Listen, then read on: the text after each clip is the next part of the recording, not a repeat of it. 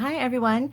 Today I am sharing something from the holiday catalog, and I'm pretty much making it almost exactly as it's in the holiday catalog. I just wanted to show how easy it was to put together. We did this at Stamp Camp last weekend and it went smoothly. Everybody was able to make their boxes. It was pretty simple, so I thought, you know what, you guys need to know how simple this is and think about ordering that this week, because pretty soon is Halloween and you need time to order it, get it, and make them. And so this is kind of a good week to just do it, get it done, and you're gonna love these little boxes. They're so stinking cute. And you get 12 boxes in a little packet like this. They're already die cut and scored for you, and you get 12 in a package for $7. So these are less than $1 a piece. I'm not going to do the math on that right now, but less than $1 a piece.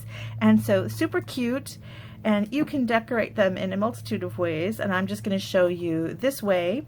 It's really simple and fast, so when you're making a whole bunch of them, fast is a good way to go. Now I'm using the Spooktacular Bash stamp set and dies, and you can decorate these with a whole bunch of, maybe you want to put pumpkins or things on here, but I just thought this little vampire guy was perfect. So he is in the Spooktacular Bash stamp set, and the frames that go with that stamp set are called Ornate Frame Dies. If you use the bundle number and buy them both, you save 10% off. So that's a good deal, and you're going to get a ton of use out of these frames in the years to come because they're just beautiful. And you can imagine using these swirly frames on a pretty card with floral. I mean, it's not a Halloween die set by any means. This can be Christmas, birthday, anything in these beautiful little frames. They have detailing around them, stitching on some of them.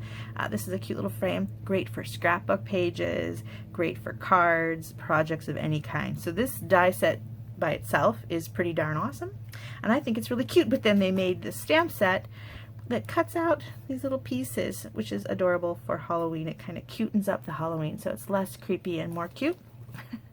And there's also a paper I'm not using, but I'm going to show you real quick. Here you go. It's called Monster Bash, and some of these frames fit the Monster Bash paper as well. So you've got some of these little frames here fit on these little characters here in the Monster Bash paper. So that's really fun. You can cut out some of these little guys. Cute. Like this guy does. There's a lot of them, so there's just a lot to choose from. So let's put this box together. Oh, let me show you the inside, how I did the inside. It's lined with some satin ruched ribbon. It looks like casket lining. Really fun.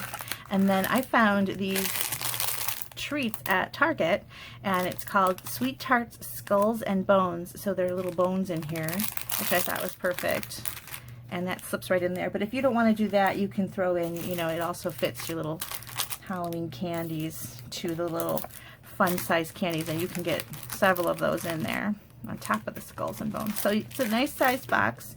You know, you wouldn't want to give it to every single trick-or-treater coming by, but you want to give it to your special trick-or-treaters, your neighbors, people at work, stuff like that. Really cute. Okay, so let me show you how easy it is to put this box together.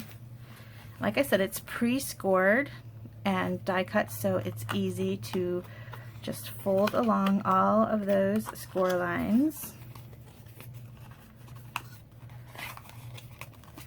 And get all your flaps down.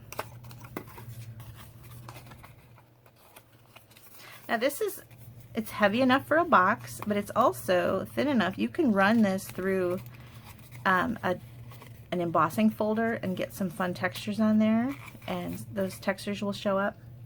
You have to be a little bit careful that you won't lose some of your score lines, but you can do it if you wanted to add more texture. I'm going to add a little bit of fun with it by sponging, creepify it a little bit. Now you want to have a strong adhesive. Tear tape is easy and works nicely.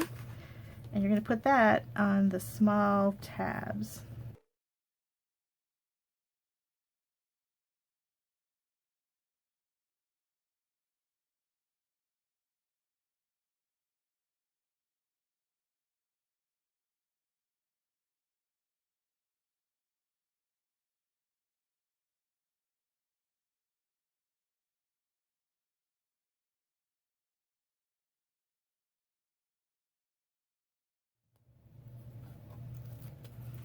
All right, and now you're just going to attach your flaps.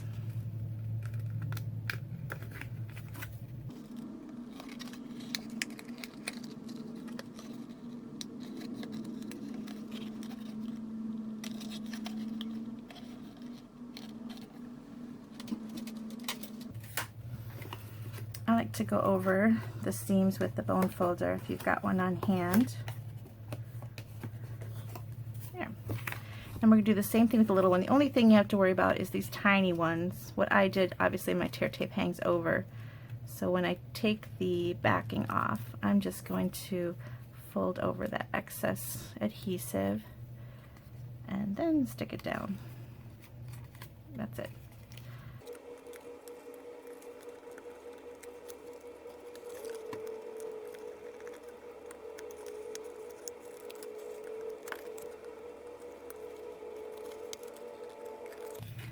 Okay, I've got my box put together, and then how you dress this up is up to you. You can make it super fancy or really simple, depending upon, you know, sometimes you feel like putting more effort into some people's gifts than others. And it's true, isn't it? Like, some people appreciate more detail. So then I'm going to take my tear tape and I'm going to run it through again on the inside of the larger one, which is the bottom.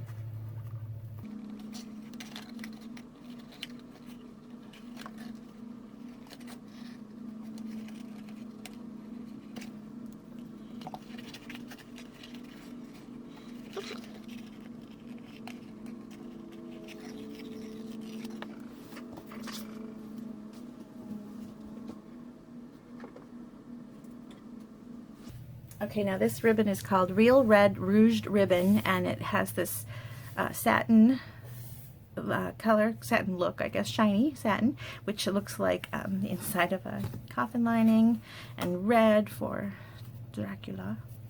Let me clean up the edge here. Okay, and then you're just going to put it down, find a corner, and start, and just press it in all the way around.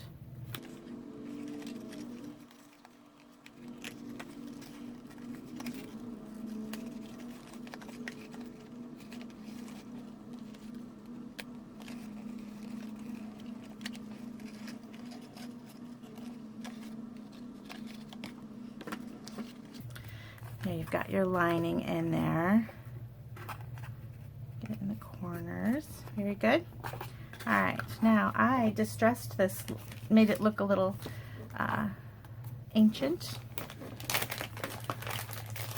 I'm actually using gold, and which I guess is fancy, but it kind of works for a count's coffin, don't you think? So I just took my sponge and just added some gold detail. It was easier to do this when it was taken apart because I wanted to get sharp edges on where the creases are and things. So that's why I do this after it's put together. But you can do different details before putting the coffin together as well.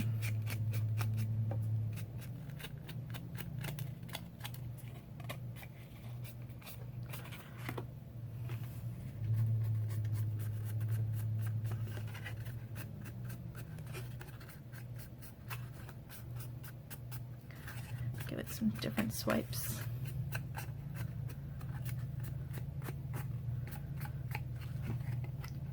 Okay, now I also cut out a few pieces in black. I cut out this frame here, it's kind of the medium-sized frame, and I cut out a long one. And I pre-cut those because I had 12 people at stamp camp, and I didn't want a big line to cut out. So I have some of these cut out already. And I also added some gold detailing. Just kind of help them stand out against each other.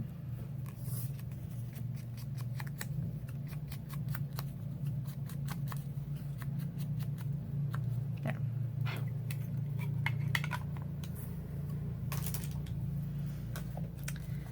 Okay, now we stamp this little vampire guy and the Open If You Dare, and I used Very Vanilla. Oops, I already got them out.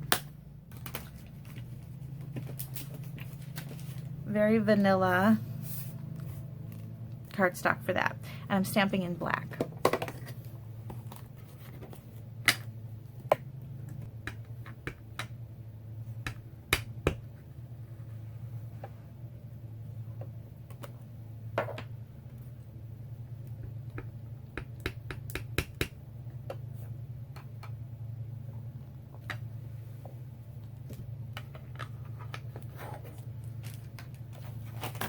And both of those have a die cut available.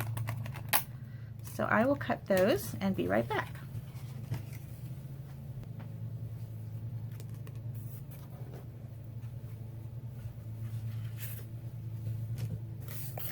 Okay, there we go. Now, we don't have to touch Dracula, or not, yeah, Dracula's face, because he's going to be pale, pale, pale.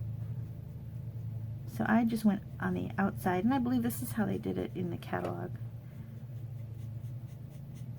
Around Count Dracula, which makes him appear even paler, because then he is lighter by comparison. It's all, I think Dracula's vampires are supposed to be pale, the undead. Creepy stuff like that. Okay, so this was blends in light gray granite. And then I'm using dark mango melody. Is it melody or medley? Melody. Okay. And just doing the frame.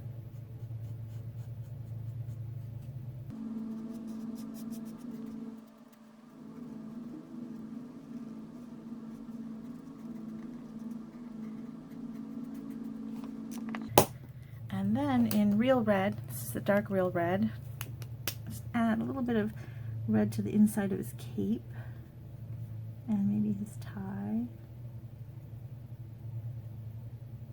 And then on my sample, I did the outline of the Open If You Dare in the mango, but I think I'm going to do this one in the red. I saw someone do that at Stamp Camp, and I liked how the red looked.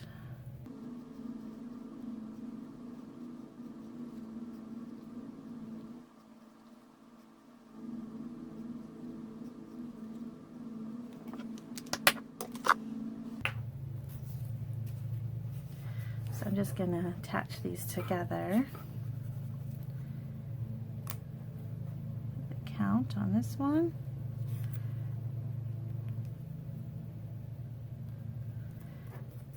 And Open If You Dare, kind of going on the long one.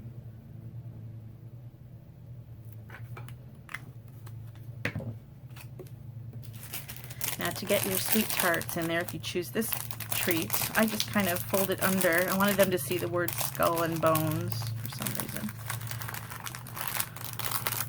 So I just tucked the corners under and filled it in there, like so. Or you can do your fun size candies.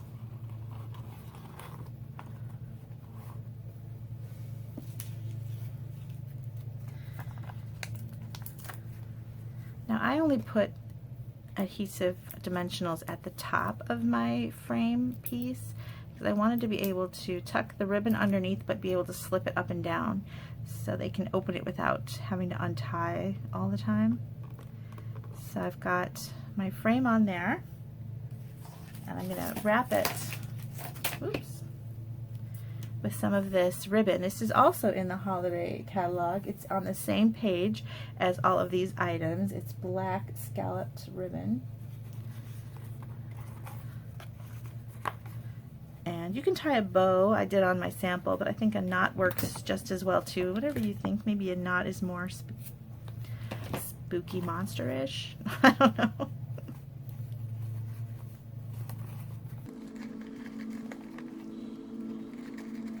Less fussy for sure. So if you're making a bunch of them, maybe knots are better.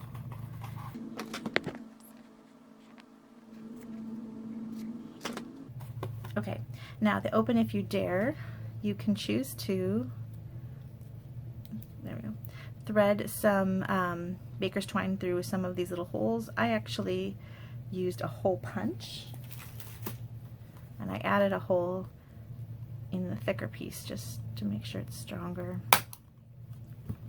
so. And then I grabbed some baker's twine, which I always have laying around. You can use any color baker's twine. And just slipped that underneath. Or linen thread would work nicely too.